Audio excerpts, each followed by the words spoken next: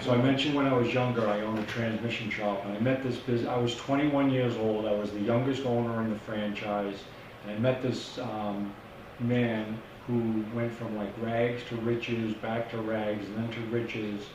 And after this meeting, I asked him how, like, I had no real positive mentors in my life, so I explained that to him, and I said, how, you know, listening to your story, how did you go from rags to riches?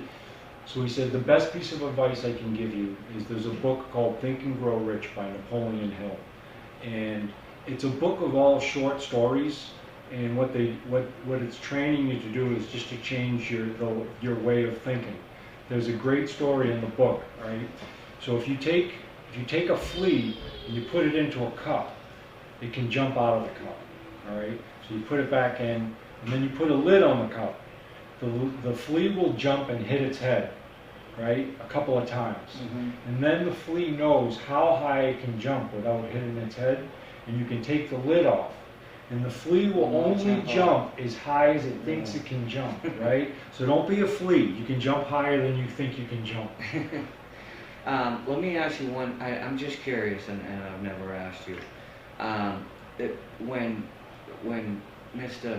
Affleck came up to see you, how did that transpire? So in 2000, Would have been 2009 or 10. No, it was earlier, because that's when the movie came out. Yeah. So he came to visit me They were making it when in I was in 2009. Dedham. Right. Yeah. Oh, really? And he So came you to didn't see get me. sentenced? He came to see me before really? filming. You know what I mean? Oh, when he okay. was still doing research. So a cop called me out one night, and he's like, Ben Affleck asked if he could come visit you. And I don't know, like, why would Did you Ben think that was a Affleck? joke? Yeah, I thought he was kidding. I thought I was getting punked, like, you know what I mean?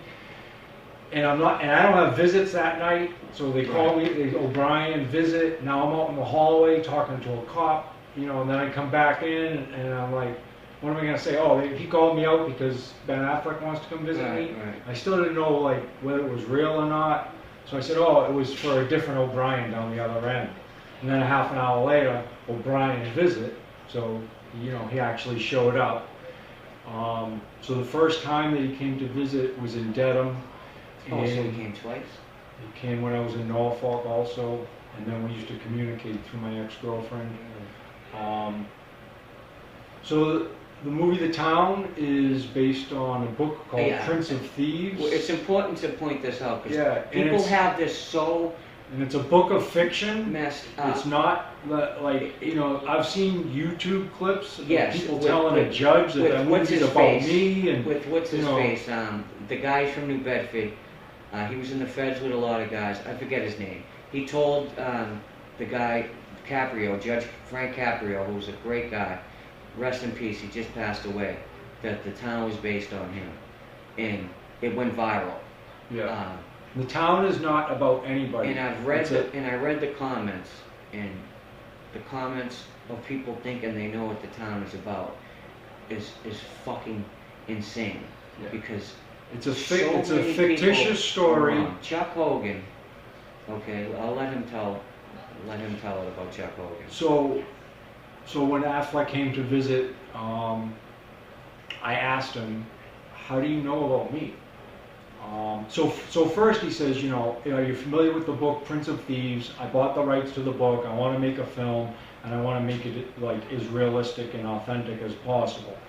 He said, so I said, well, how do you know who I am? And he said, oh, I just heard your name. I goes, look, if we're gonna have a genuine, you know, honest conversation, you're gonna have to be honest with me.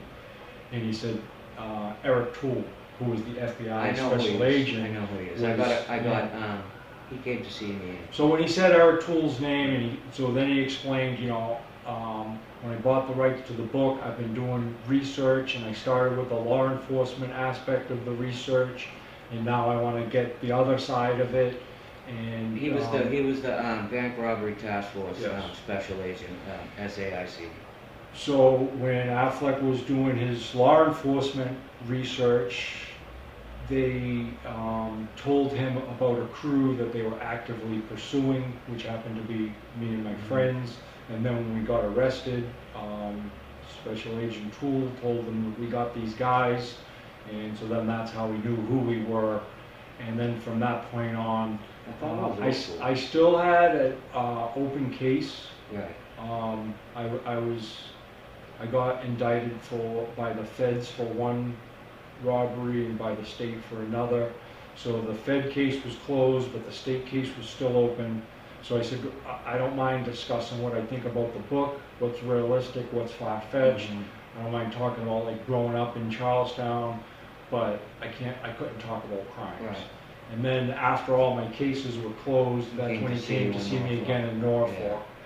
Yeah. And yeah.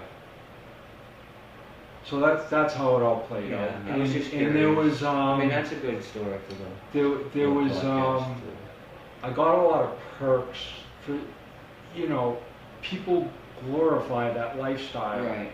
And I'm sure like, even the cops cops, do. the Even nurses, cops do, like yeah. I got some favorable treatment that I probably wouldn't have gotten otherwise, which was fine while I was away. Yeah, but take it. over time, like when I was in Gardner, I was going to the yard one day and I hear some black kid yelling down the hill and he's waving to me, Marty, Marty. And then, so like I'm thinking he maybe has a message from a friend of mine, or he gets down and he's like, you're the one Ben Affleck came to see, right? I'm like, yeah. He's like, yeah, that shit's cool, man. And like So that pissed me off. Yeah. I didn't know him, and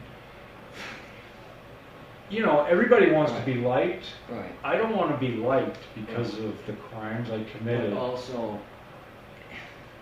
it's like, and it's one thing for like people to know what happened, but like, it's also another thing for like idiots. Like, So bizarre for a that. stranger just to yell to you and then, yeah, but whatever. Yeah. So, you know, when the first time I ever saw the movie was on the Spanish channel while I was still incarcerated. Yeah, I know, I've seen it on Spanish. And I've actually I watched it for a little It in bit, Spanish. and it was still, it was too hard to watch because it just reminded me of everything that put me where I was, Right. and all the misery in my life that came from drugs and crime. And That movie is a reminder of that. Oh, When I came yeah. home, I watched it in English, you know, like a full, and even after coming home and being free, it's still hard to watch because it didn't just, like, that lifestyle ruined so many of our friends, like so many friends are dead, just still don't have their life together. Several friends, you know, I have several friends that are still in prison, Yeah. and a few that, you know, as of right now are doing first-degree life sentences, Yeah. and it's unknown if they'll ever get out. So Mhm.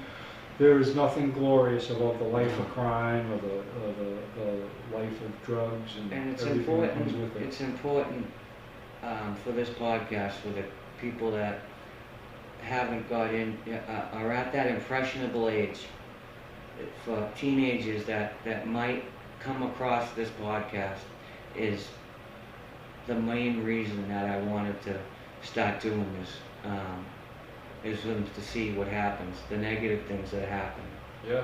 you know. After, you know, my mom, I was lucky my mom would come to visit me pretty regularly. But after each visit, my mom get to go home, Yes, and then you go to in a back It's an room, awful got to thing. take all your clothes off, bend over, spread your butt cheeks, Yeah. and then like you want to do it quick, And but get it's never humiliated. enough. They want nope, deeper, spread it wider, And get and humiliated. that's humiliating.